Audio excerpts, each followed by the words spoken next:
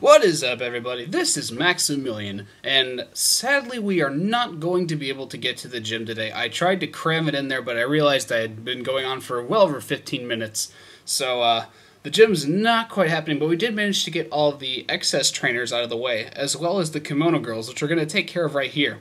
Now, this is actually the place where you get the Surf HM, and it really isn't that difficult. You just have to battle 5 trainers, and bam, you got yourself Surf.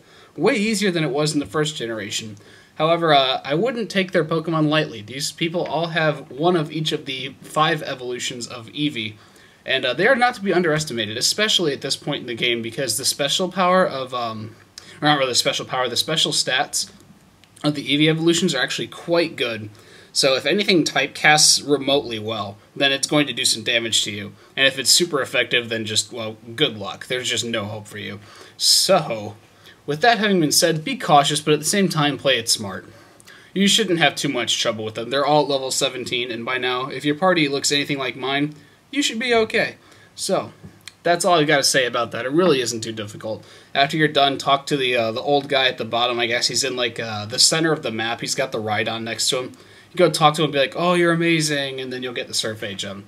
That's about that. So, I am almost home, guys. I'm going home on Friday. I'm pretty excited, not for the flight, but for coming home. Can't wait for that. Can't wait to be back in the States. But you've probably heard me say that so many times before. It's just really weird now that it's getting closer and closer. It's starting to become more of a reality to me. Like, before it's just kind of like, well, I guess I have to come home eventually, but now it's just kind of, it's inching closer and closer.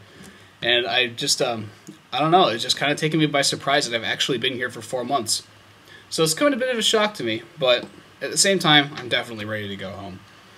So, as far as Pseudo-Wudo goes, I would say he's actually fairly decent, although the fact that he's a rock type means he's weak to several different things in this game, and he's really not that great once you get past this place anyway, so I figured I'd use him while at least he's in the party.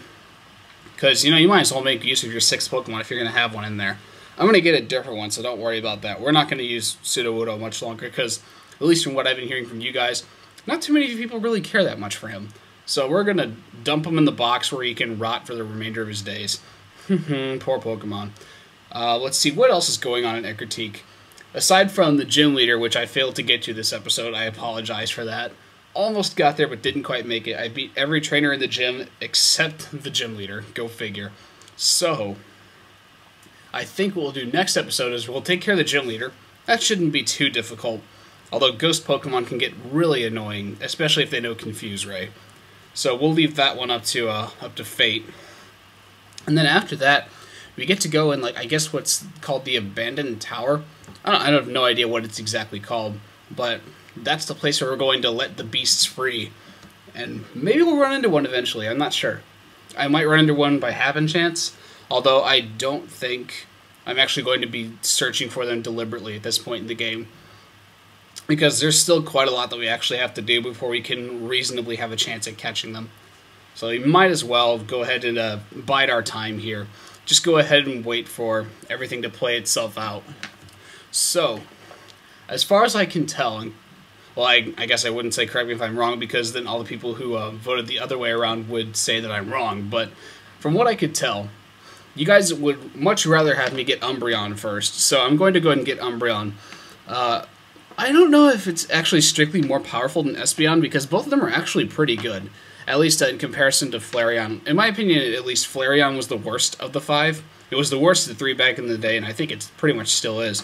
But Dark-type moves are really, really nice in this game. And the fact that they typecast well against not only Dark Pokemon, but also Psychic and Ghost, which were at least 2 of the most dominant Pokemon types in the previous game. So it's really nice to see that they got a balance going there. Especially since they kind of messed up in Generation 1.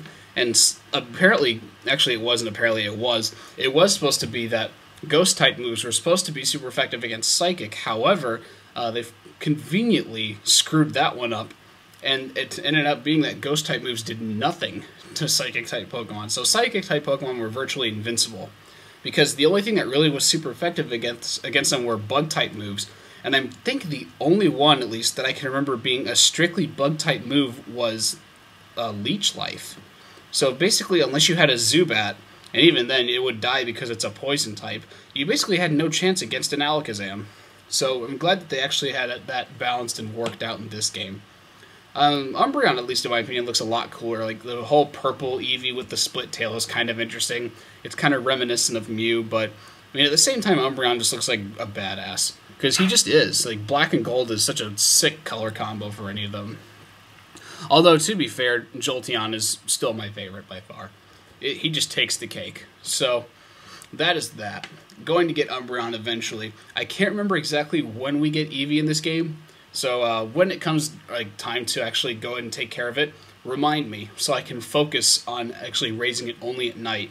Because I also have to deal with the stupid emulator clock. Because when it's not synchronized with the clock in real life and it just happens to be dark at some times and light at other times, it's going to be a little tricky. So it may take a while to actually get this Umbreon going, but I will do my best to make it happen, I promise. One thing you can do is give it way too many haircuts than what it actually needs, because haircuts will very, very much raise the happiness of your Pokemon. And you need to battle with them as much as possible too, because when you give them stage time, they really like it. So those are 2 tips and tricks if you want to raise an Umbreon of your own. For the other original 3, you just have to use stones, and really it's not that difficult at all. Anybody could do that. It doesn't take much effort to throw a rock at a Pokemon and say, here you go, evolve. You actually have to put some time and effort into getting Umbreon and Espeon, but they are totally worth it. Much definitely worth it. Much definitely. What the heck is that? I'm so bad at this.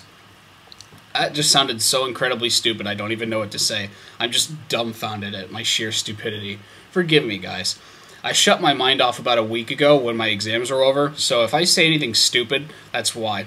So, now that you got Surf, teach it to Croconaw, and now he's probably going to become the best Pokemon in your party for quite some time, because, like the last game, Surf is ridiculously powerful, and putting it on any Water-type Pokemon will just make them an instant beast.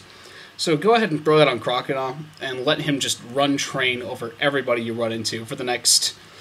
Oh, goodness. Probably... Well, you're not playing in episodes, but I am, but he's going to run train over everybody for like the next at least 10 episodes or so, because Surf makes any Pokemon way better. It's like the greatest move in the game, well, except for Hyper Beam.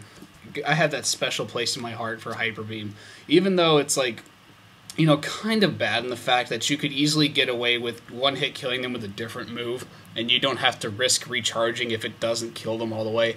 But it's freaking Hyper Beam. It looks so awesome. That and, like, well, if you ever watched the TV show, Hyper Beam was just like a rainbow column of energy, whatever, just flying at you at the speed of light, and it was amazing. So, I like my Hyper Beam. Perhaps you don't, but I do. Now, the gym is a little tricky. It took me a little while to figure out what I was doing, because I remembered that there was some kind of invisible path you had to follow. I couldn't remember the logic behind it. But then I actually took the advice of the trainer and actually talked to them afterward.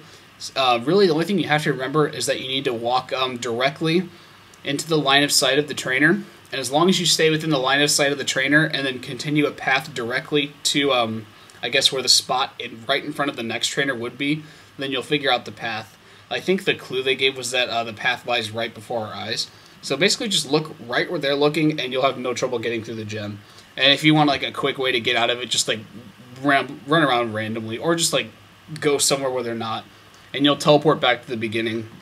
It gets a little annoying though, because like it does take some time for you to actually go through the whole animation and such. But whatever. It's a nice gym gimmick. It's interesting. I don't think it was nearly as bad as the original gym in Fuchsia City where you had to fight Koga, that like invisible maze thing, because I had the OG Game Boy. The brick beige one that actually had a contrast knob on it. Yeah, you know you're going way back in time when you had something that had a contrast knob on it. I cannot remember this. I can't remember the last time I had anything with a contrast knob on it. That was like, oh gosh, that's 80s technology for you there. It was actually my dad's old Game Boy, so that gives you an idea of how old that thing was. But like when you're looking at that crappy, what's the word for it? I guess it's like monochromatic. I don't know what exactly the technical term for it was, but it was like that greenish color screen that had like the varying black tones on it. So you had like the tints that were representative of colors, but you couldn't really actually make anything out of it. So if your contrast wasn't set perfectly right, you couldn't see a thing. So I literally spent hours just moving around haphazardly in the gym, hoping that I could somehow get to Koga. And it just took me forever to get to him because I couldn't see a thing. Now, like on an emulator screen where it's much bigger and it's a much crisper picture, it's not too hard to see where the gaps in the wall are. So you can navigate them fairly easily, but back in the day, like when you're playing on that tiny Game Boy screen, oh, it was difficult. So difficult. I'm glad they didn't make it nearly as impossible as the Koga one, and you can see me just walking here, just looking like a total idiot, wondering what the heck am I supposed to do. I'm just walking around hoping that I could finally hit a path or something. I think it took me a while before I actually guessed what was going on. I think at that point, right when I hit this trainer, it just kind of hit me like a brick wall. Oh, I'm retarded. So, don't be like me. Learn from my mistakes. Again, how many times have I said that so far? Learn from my mistakes. I'm just goofing up so much on this walkthrough. I don't know how many of you guys are actually playing along with me, because I know some people just like to watch this kind of thing, the whole Let's Play thing. But I know some people are actually playing along with this, and I'm wondering how many of you are actually like playing at my pace and actually learning from my mistakes and correcting yourself at times where I just look like a total idiot. Just let me know. Leave a comment if you're actually playing along with me. I'm curious to see how many of you are actually watching it just for fun and how many of you are actually playing the game along just for giggles. I know, like, I call all these videos a walkthrough. That's just, it's what's natural to me because anytime I ever looked up anything on, like, game facts for playthrough articles and things like that, it would always be called a walkthrough. And, like, I know everybody's, like, I guess the term for it nowadays is Let's Play. I never really like that term. There's something about it that just really peeves me. I don't know what it is. But, like, I don't know. I can't get over it. Let's Play just sounds really, really dumb. Like, because it kind of just like, implies that everybody's going along to do, or blah, everybody is going to do it along with you, which isn't necessarily true. And that, and it sounds kind of childish, I guess. I don't know. I never really liked the term Let's Play. I prefer walkthrough, because isn't that the idea of what I'm doing here? I'm walking you through the game. I don't know. That's just my little aside, my little rant for the day. Perhaps it's just a stupid little annoyance of mine. I don't know if any of you actually share the same opinion that I do, but I really don't like the term Let's Play. It drives me crazy. I have a couple of those things that really annoy me for no really good reason other than the fact that they do. Is that even a reason? No, it's not even a reason. They just annoy me. I have no idea why, but they do. I got a lot of stuff that pisses me off. I don't know. Taylor and I kind of like, we're very similar in that regard. I know he did grinds my gears a long time ago, and he hasn't done it in a while since. But we just have these little things that just really, really drive you nuts. Oh, that's right. That's what I actually was coming back on a bus today. Coming from a mall when I was picking up some souvenirs for some family, and there was a guy on the phone sitting in a bus. Now it's a small bus. It's not like the giant double-decker bus thing. It's basically like a giant minivan with like 20 seats in it. So it's fairly small. Everyone else is kind of quiet, you know, leisurely, just going along with the ride. And all of a sudden he starts talking on his phone, and it literally sounds like he's trying to yell through a megaphone at the guy because he can't hear him on the other end. I had no idea what he was saying, of course, because he was speaking in Cantonese, but it was going right in my ear because he was sitting behind me, and I just wanted to turn around and yell at him, like, shut up, as loud as I possibly could. But even if I did that, he probably wouldn't have understood me, so I wonder what kind of chaos would ensue from that. Yeah, I really hate people that talk real insanely loud on the phone. Like, they need to communicate with somebody on the other side of the world, so they think that yelling louder will somehow make them clearer. Well, I guess it kind of does, but is it really that necessary to, like, you're basically talking like a cheerleader through a telephone. So, why? You don't need to talk that loud. There's a reason they have voice amplification in the phone, so the other people on the other end can hear you. You don't have to talk that loud.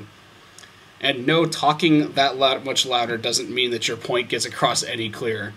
Or that people are more willing to accept your point either. That's probably my other biggest pet peeve of people talking loud, is that they assume that if they talk louder than everybody else, that people are either going to pay more attention to them, or that people are more likely to accept their opinion if they start talking louder, like if they're in a debate. It drives me crazy. So freaking crazy. Alright, that's enough. I have been complaining way too much. That's enough. That is more than enough for now. I'm going to, over the next couple of days, be, I guess, trying to pack. I don't want to pack everything up right now, just because, I mean, you still have to live, for one thing. You have to have all of your stuff ready to go in the event that you actually need something, and I don't want to dig it out of a suitcase. Because I basically packed my entire life for 4 months into 2 suitcases, and that took several hours before I actually got out to Hong Kong. So I really don't want to do...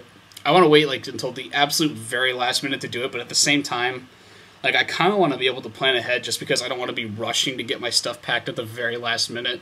Because if you've ever tried to do that, it's very stressful and you just get exhausted at the end of it. It's never a good experience. So I'll be bringing you a few more videos by the time I'm still here, and then I'll be heading back to America. America. Oh, I love that song. Anyway, see you guys.